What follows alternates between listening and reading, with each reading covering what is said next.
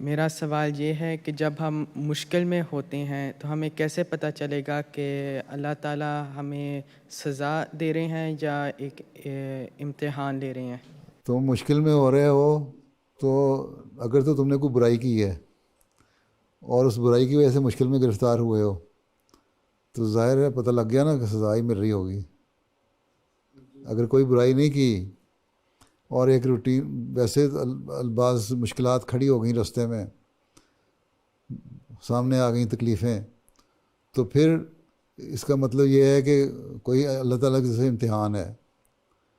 ٹھیک ہے، نبی تو اللہ تعالیٰ کے بہت پیارے ہوتے ہیں نا، ان کو بھی ابتلا آتے ہیں، مشکلات آتی ہیں نا۔ ٹھیک ہے، وہ بھی بیمار بھی ہوتے ہیں، ان کو مشکلات بھی آتی ہیں۔ حضرت صلی اللہ علیہ وسلم تو سب سے بھی زیادہ پیارے تھے نا اللہ تعالیٰ کے، ان کو بھی مشکلات راستے میں آتی تھیں نا۔ ان کے پاس بھی ایسا وقت آیا نا جب ان کے پاس کھانے کو لیے کوئی کھانا نہیں ہوتا تھا۔ جب جنگ کے دنوں میں ان کو بھی ایسا وقت آیا جب انہوں نے پیٹ پہ پتھر باندھے ہوئے تھے نا۔ تو اس سے زیادہ پیارا اللہ تعالیٰ کو کون تھا؟ ان کو بھی مشکلات میں ڈال دیا۔ پھر جنگ کی مشکلات ہوئیں، کئی دن کے فاقے ہوتے تھے۔ حضرت عائشہ کہتی ہیں ہمارے گھر میں کئی دن آگ نہیں جلتی تھی۔ تمہارے گھر ایک وقت تمہیں کھانا نہ ملے تو کہتے ہو ہم کس مشکل میں پھنس گئے۔ یہی مشکلات ہوتی ہیں۔ کئی دن آگ نہیں جلتی تھی، کبھی کھانا آ جاتا تھا اور سرکے میں ڈبو کے حضرت صلی اللہ علیہ وسلم روٹی کھاتے تھے تو کہتے کیسے کتنا اچھا اعلیٰ کھانا ہے۔ کبھی کسی کے صحابی کو پتہ لگا کہ کئی دن سے آن وسلم فاقے سے ہیں تو ان کو دعوت کرتے تھے، لے جاتے تھے۔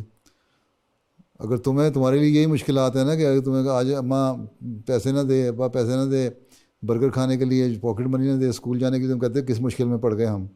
تمہارے لیے تو یہی مشکلات ہیں۔ یا بخار میں مبتلا ہو گئے تو کہتے مشکل میں۔ آنسل نے فرمایا کہ بڑے سخت گرم تھے کہ میں جتنا مجھے تیز بخار ہوتا ہے اور بیمار میں ہوتا ہوں، جتنی مشکل میں ہوتا ہوں، اگر تم لوگوں کو ہو تو تم برداشت نہیں کر سکتے۔ ٹھیک ہے، تو مشکلات جو ہیں اگر اللہ تعالیٰ کی خاطر انسان برداشت کرتا ہے، نیکیاں کر رہا ہے اور کوئی برائی نہیں کر رہا۔